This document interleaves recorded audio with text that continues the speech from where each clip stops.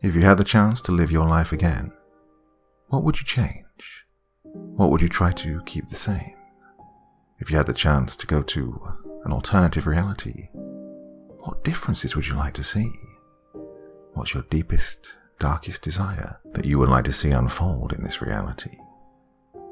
And thus is the premise of tonight's story, another fantastic one from Dr. Creepen's Vault, the subreddit I set up so you could share your stories with me and I could read them all for you. So my dear friends, it's Monday, and once again, it's time to sit back and relax with your favorite drink and listen.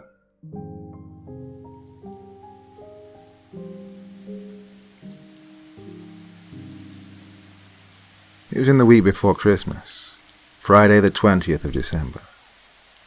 I just got back from the gym, as I did 3 times a week. My mind was clouded with memories of a woman who'd gone out of my life 5, almost 6 years prior. Let's call her Naomi. We ended our friendship on a bad note, but I'd always wanted more, but, well, she'd friend-zoned me. Well, let me clarify. I wanted a romantic relationship, as I'd fallen head over heels for her, but she wanted to be friends only. We were for a few months, until things fell apart, and the last words I said to her were, well, we were just friends, or was I just a toy? She didn't like this. She got annoyed and walked off, and that was the last I saw of her. I ran a bath and got in. It was warm, but did little to soothe my mind. I began to feel drowsy and closed my eyes for a second. All of a sudden, I heard the voice of a little girl. Couldn't be more than 3 years old. Daddy! Daddy! I opened my eyes and I was no longer in my own bathroom. I was in a bathroom, in the bath, but not mine. I seemed to have lost almost half my muscle mass. I sat up in shock. The voice shouted again, Daddy! Daddy! And then I heard her. Daddy's in the bath, DJ. You're going to have to wait. I was shocked, scared. I got out. My clothes and shoes were on the side. I wiped off and got dressed. I opened the door, forgetting to let the water go. And there she stood. Naomi holding what looked like a 3-year-old girl. Hey, that was a quick bath. Naomi, what? How? Everything okay? You look a little rattled. I'm fine. Where am I? How did I get here? What are you talking about? You're home. Home? This isn't home. I ran down the stairs, went out into the street. The phone in my trousers went off. I pulled it out. Instead of an old Galaxy S4, it was now an S9. I answered. Hello? Hey, it's Frank. I'm in the neighborhood. Want to go for a pint? Sure, I said, not knowing what to do about my situation. Frank pulled up in a car a moment later. Hey man, who scared you? Come on, get in. We're going for a quick drink. I didn't know what to do, so I just went with it. I was too shocked to speak all of the way. Frank and I sat down at a table after I got a pint and Frank got a Coke. Frank was my best friend in school. You won't believe what's happened to me today. Oh, and since when have you driven? Frank took a sip of the Coke. Take a drink of your drink. I think you're going to need it. Trust me. I did as he suggested. First off, I can't believe what's happening. And second, I drive because I'm not Frank. I'm just borrowing his image, shall we say. I nearly spat my beer out. What? I stood abruptly, pushing my chair back. Oh, Robbie, it's all right. let me explain. Will you do that, please? Sit down and I'll explain everything, okay? I sat back down. Look, you should have an open mind, what with all the sci-fi and fantasy stuff you like. Look, things seem haywire, because you're now in a life that is yours, but not yours. I felt confused as hell. Jeez, you sound like a Vorlon. Frank grinned and found that amusing.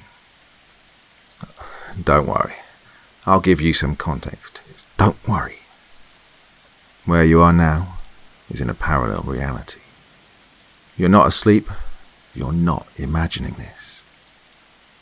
This began to clear things up. I was about to butt in, but he stumped me when he said, "You're about to ask why and how, aren't you? Well, we need you to say goodbye to Naomi. We're giving you a chance very few people get. Alright, I'll break it all down for you. You may not like it, but this is how it is. The Naomi in your reality doesn't want anything to do with you. We're not about to change her plan or yours to suit this, but we can give you some closure. This Naomi and yours were the same person up until a certain point in your friendship." Frank gestured an air quote.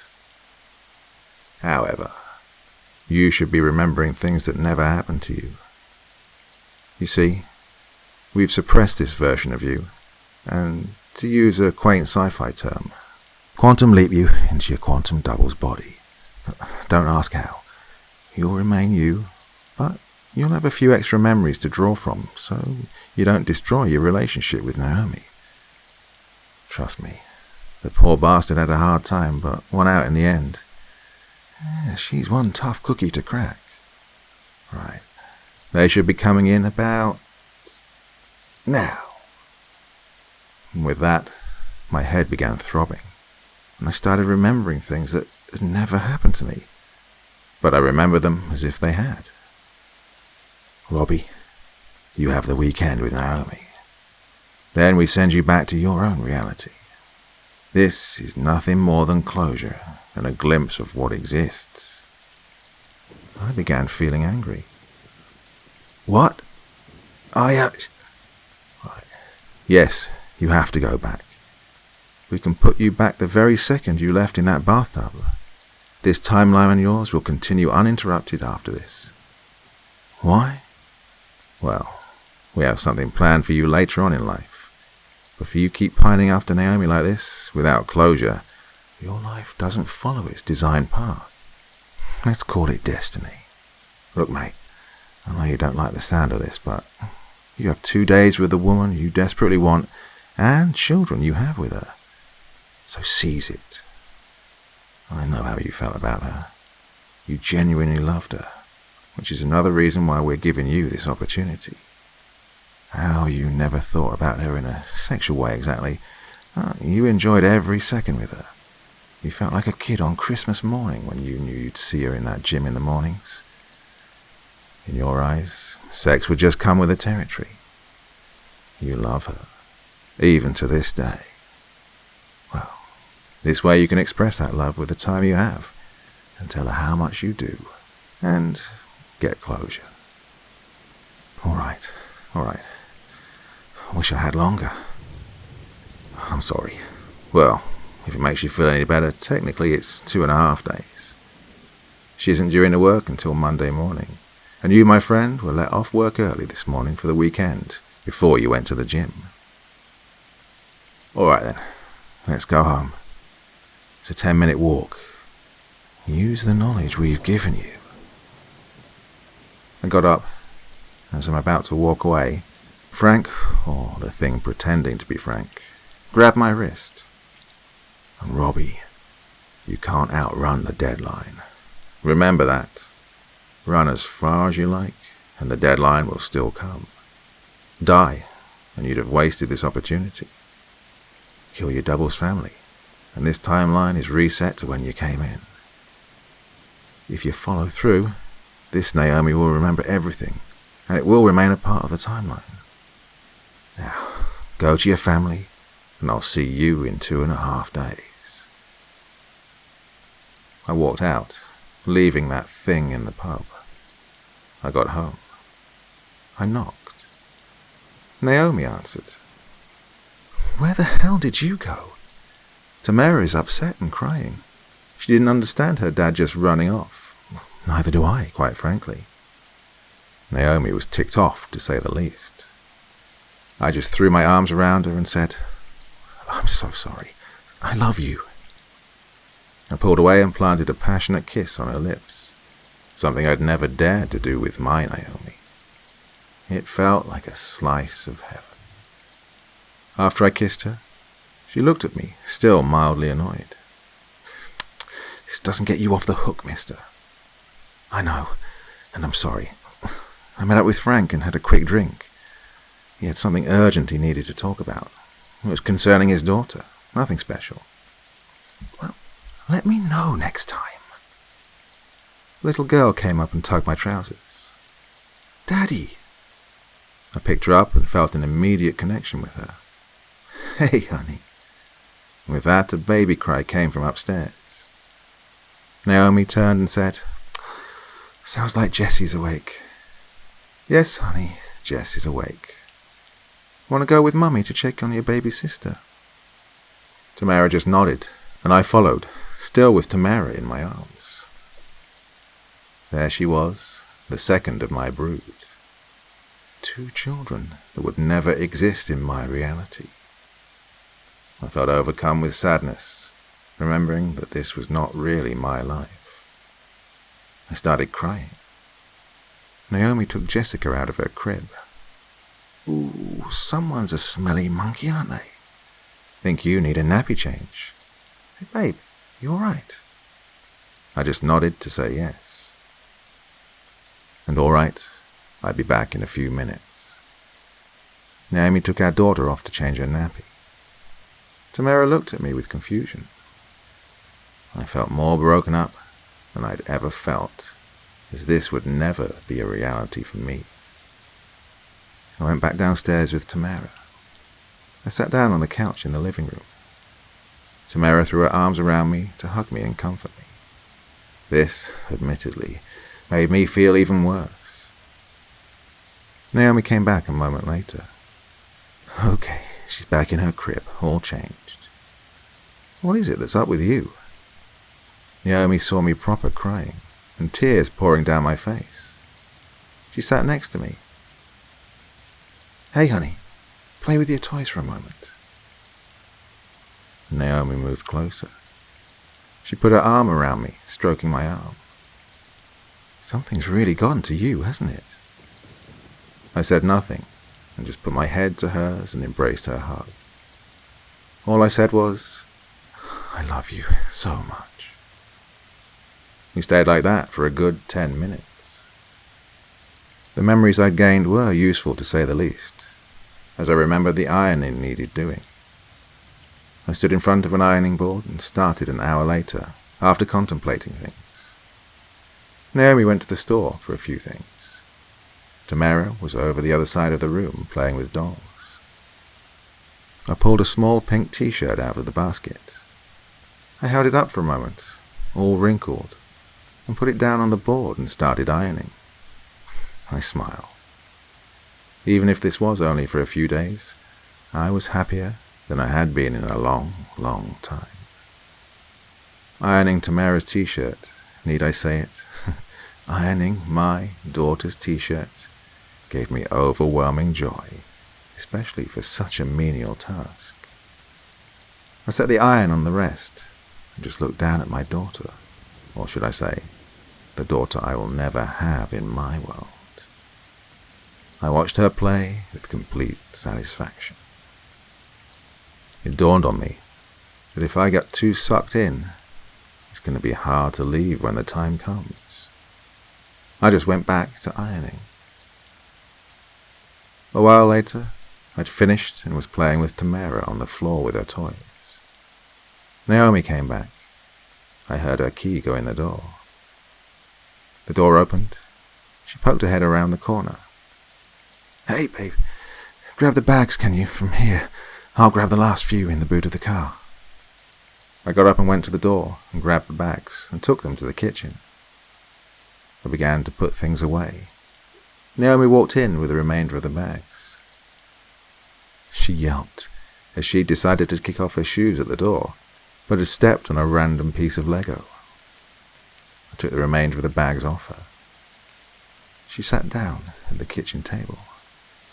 "Are you all right?" I squatted down next to where she was sitting. "Yeah, I'll be fine. Can you deal with the shopping?" I did as ordered. Tamara walked in. "Mummy, are you okay?"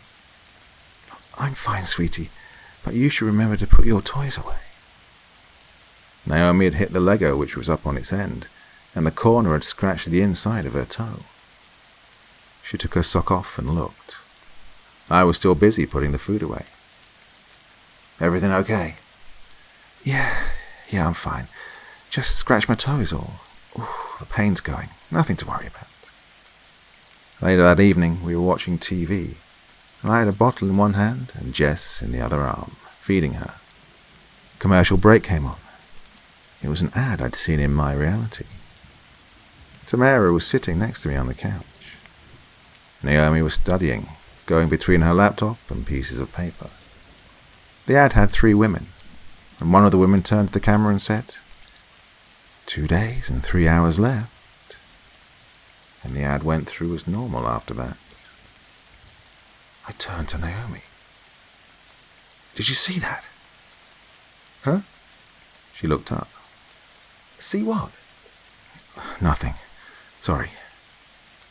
Naomi went back to her studies.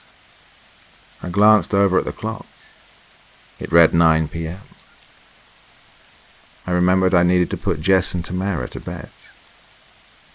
"Come on, you. You're up past your bedtime. Let's go." Of course, kids do as kids do. "Oh, Daddy." "No, bed.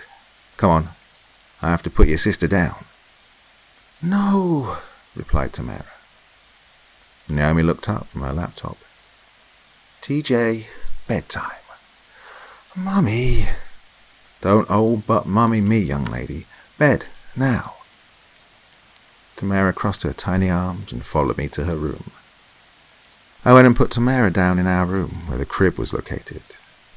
I then went in to tuck Tamara into bed. "Daddy, I'm not tired." "Neither am I. But me and Mummy will be going to bed soon ourselves anyway. Now, get some sleep." I got up and went back to Naomi, who was still working. I stood next to the armchair she was sat in. I crouched down, kissed her on the cheek. "Not right now, hon. I'm busy." "No motive." "What?" "I just wanted to show a tiny bit of affection is all." Naomi smiled and carried on.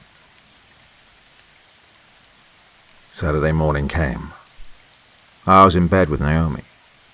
I watched her sleeping. Just being around her was intoxicating, and being able to show my affection to her within reason was even more so. I smiled while watching her. Her eyes opened. "Still here? You normally rush off for your morning coffee by now, before the girls wake up." "Just admiring you is all." "Not creepy at all. Oh, come on, you know I love you. I have the 3 most important women in the world to me in this house. You're a lot more lovey-dovey all of a sudden." And with that, I remember that I hadn't felt this intense an emotion in a while. Don't get me wrong, I still loved her like no other, as I remember, but things were settling down emotion-wise, at least for my doppelganger. I moved closer and kissed her once again. She moaned slightly. "Go on. Get your coffee, you soft bastard." I planted one more on her lips for good measure. Got out of bed in my PJs and went to make the coffee. With that, I heard a cry come from the bedroom upstairs, but was soon halted. I sipped my coffee and went back upstairs. Naomi was changing Jessica. Later that day, we went to the zoo with the girls. We walked around looking at the animals in their cages. Out of nowhere, Frank appeared. "Hey guys, said Frank with a wide smile on his face. Oh, hey Frank, where's Jenny? She's visiting her grandmother. Hey, Naomi, mind if I grab your other half for a sec? Sure, replied Naomi. We walked out of hearing range of Naomi and the girls. How are you getting along? Asked Frank. You seem happy. Happier than you've been in a long time. Well, yeah, obviously. Just remember, Robbie, this ends Sunday night at midnight. Who are you, really? Also, I thought I wasn't going to see you until then. That's not important, but I'm here to help you not get too sucked in. When we've done this before, people have had unfortunate deaths upon returning to their own realities. Are you threatening me? I said as I grew angry. No. Trying to help you. In the past we've done this for people, and upon returning to their reality, they've committed suicide or mentally broken down to the point where they leave their designated path and, well, end up in a psych ward or worse. There's always the few who even go after the people who they're still attached to. And no doubt you'll want to go after Naomi, but please don't.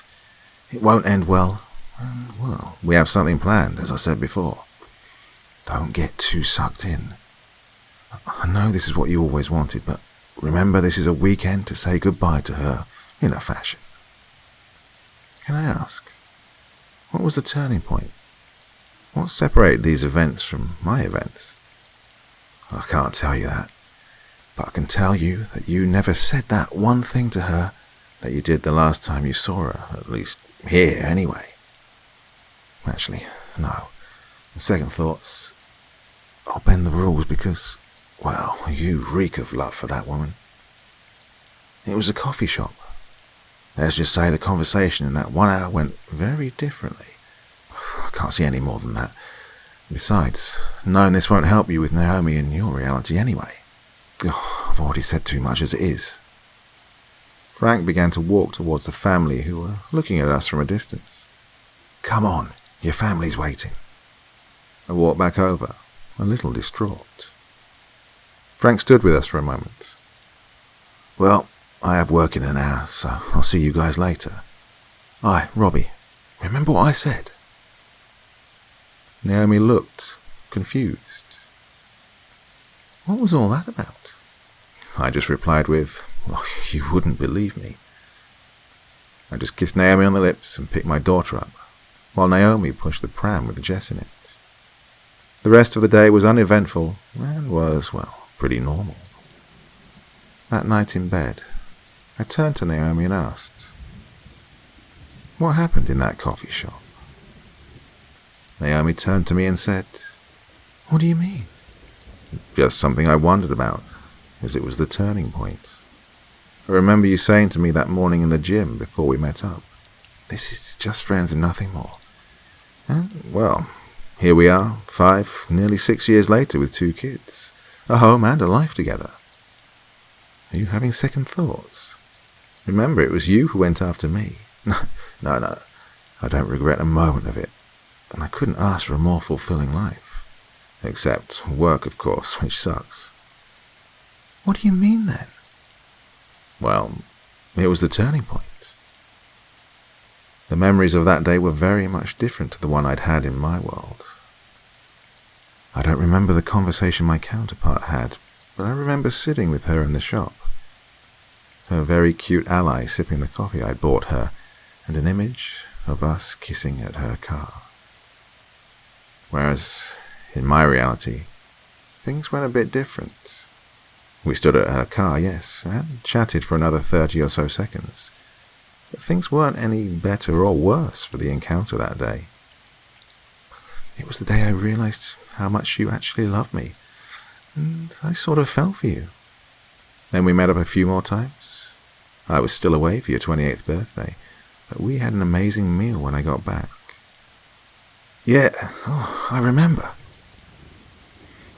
Naomi, I would have paid that day. I mean, your company still does mean so much to me. I would have paid for your meal on my own birthday. I know you would have. without a second thought or even asking. Look at me. I turned my head towards her.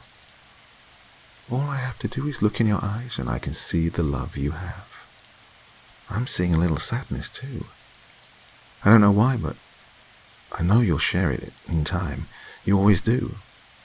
Hence why you're such a soppy bastard, Naomi said, breaking the moment. Let's get some sleep, I replied. And then we cuddled in bed.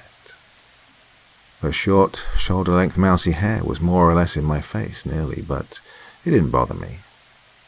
It was a while before I fell asleep, but I was trying to embrace the moment while it was there, holding her, having her next to me.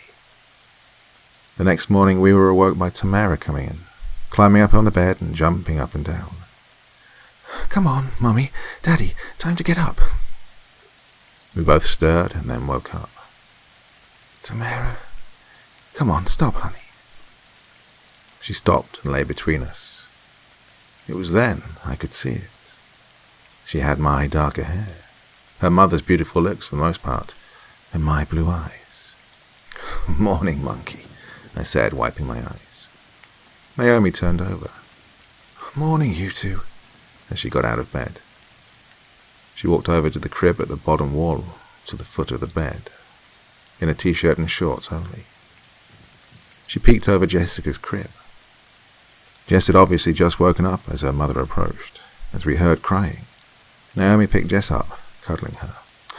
Oh, now, oof, smells like someone's dropped a load. Tamara started giggling. I just smiled. Naomi turned to her daughter and said, You weren't much better, Missy. I got up. Come on, Munchkin. I went down to the kitchen to warm up Jessie's milk and put the kettle on. I shouted up the stairs. Hey, honey, you want anything? She replied, No thanks, I'm good. Can you just get Jessica's milk ready while you're there? Already on it. I headed back to the kitchen. The kettle had just boiled, and pouring the water into the coffee was my dad. What? Dad? You died back in 2012. How the... No, it's me. I'm just here to remind you that you're on your last day. I looked over at Tamara, sitting in a trance. What's wrong with TJ? She's fine. She'll go back to normal after I leave. Remember, last day. Remember to say goodbye. And with that, the thing that looked like my dad opened the door and walked out, around the corner of the house, and vanished. Daddy! Tamara snapped me back. Am I going to see Nanny today like you promised? Naomi walked in a moment later. Yes, honey. Try not to let your mum spoil her too much. She's always spoiling her, and I don't want her to be like one of those entitled little twits when she grows up. Yeah, of course. I'll speak to my mum when we get there. Taking a sip of the coffee I just brewed, noticing Jessica's bottle had warmed up. Naomi grabbed it and took it back upstairs where Jess was. TJ, go get dressed please, honey. Daddy's going to finish his coffee real quick. Tamara went upstairs and got dressed.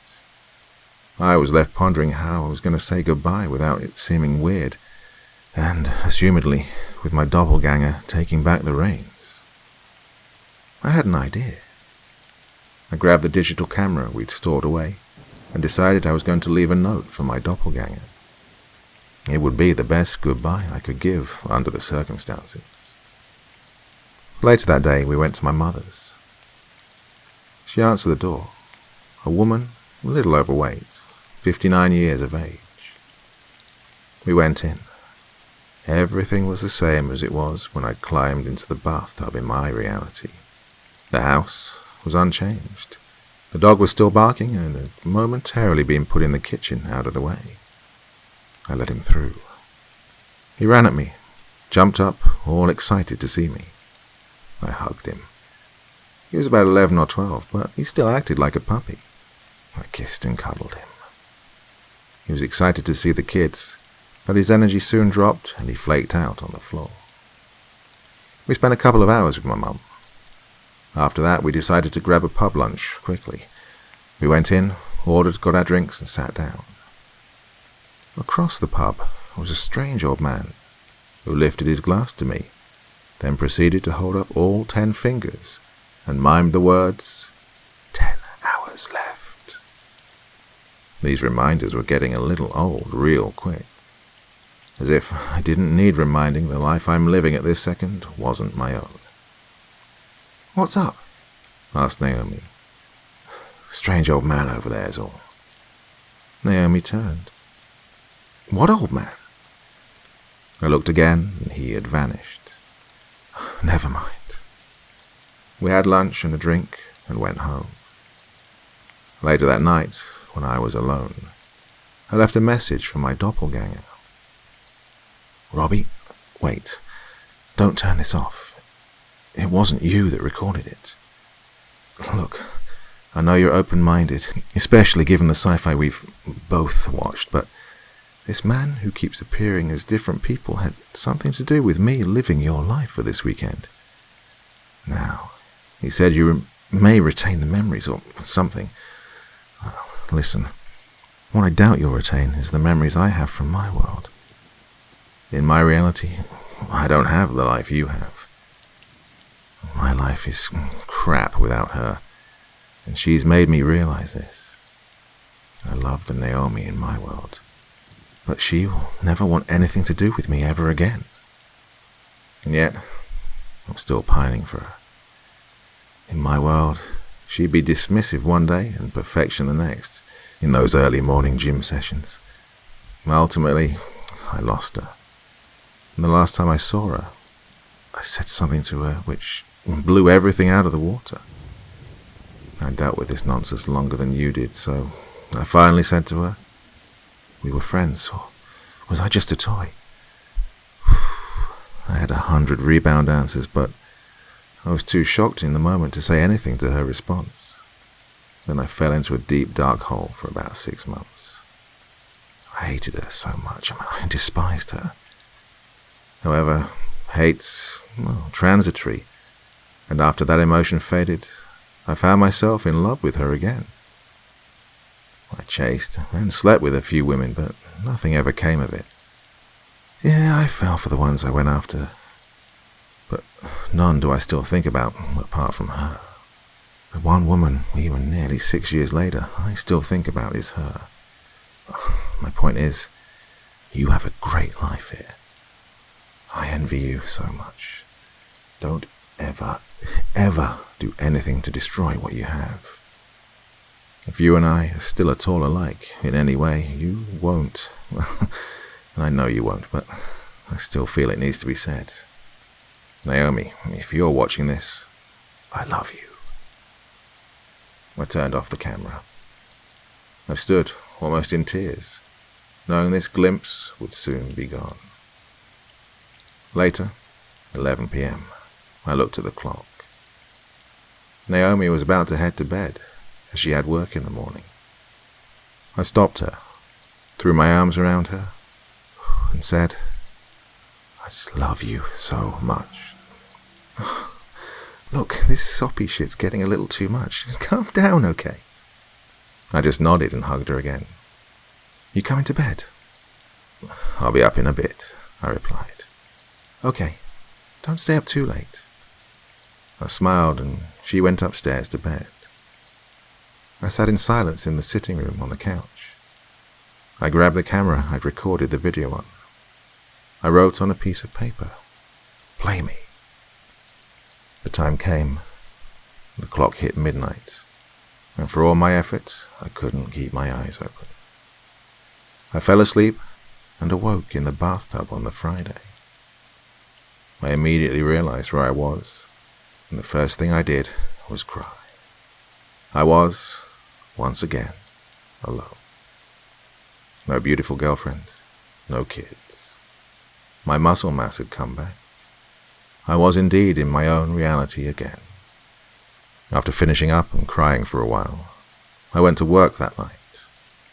Work in a crappy nightclub. I saw Frank. He stopped me in the smokers area. You know, that note you left on that camera, it was kind of touching, dude. Kind of hits you right here, holding his fist to his chest. Yeah, your double's seen it. So has she. We didn't give him back all the memories, just flashes to make him curious enough to watch it. He was, or will be, surprised, and because of the open mind, well, he believes it. He was already close to Naomi, but now more so. Hey, we've decided to help you because of the unique approach you took. Also, someone wants to say hello. Head downstairs when you've finished collecting the glasses up here. You won't be able to get what your double has, but as entertaining as you made it for us, well, we're willing to give you a little surprise. I stopped what I was doing and headed downstairs in anticipation. Frank said to himself as I descended the staircase, "You're welcome." And there she was, standing there dressed for a night out, chatting with friends. I nervously walked up. I put my hand on her arm to get her attention. She turned and saw me, not having the best look on her face to see me. I didn't care. I just hugged her. I let go and she said, "Hey, long time." I stopped working for about 10 minutes, which got me in trouble when my boss checked the CCTV, but I didn't care. Over time, we managed to regain a friendship once more, and, well, it's better than nothing, for now. And all this was thanks to some weird person or thing pretending to be an old school buddy, and a few other disguises.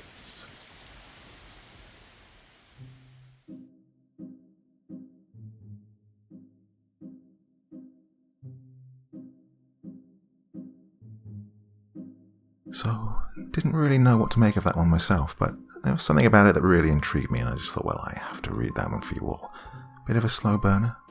Little hints here and there as to what's going on, but nothing definitive. What do you make of it? Your thoughts, feelings, and comments in the section below the video, and as ever, I'll do my best to join in the chat. Well, that's me done for another evening, but of course, I will be back with you on Wednesday and again on Friday, so make sure you join me, okay? Until then, sweet dreams and bye-bye.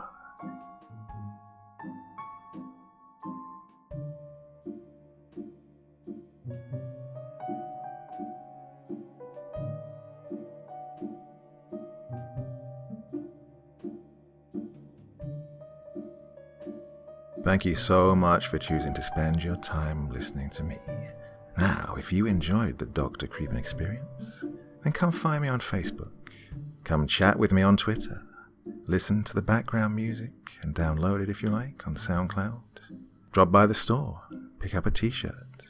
And, importantly, if you've got a story you'd like me to read, send it to Dr. Creepen's Vault, the subreddit I set up so that I could read your stories. Now, looking forward to seeing you all again real soon. So, come check me out, okay?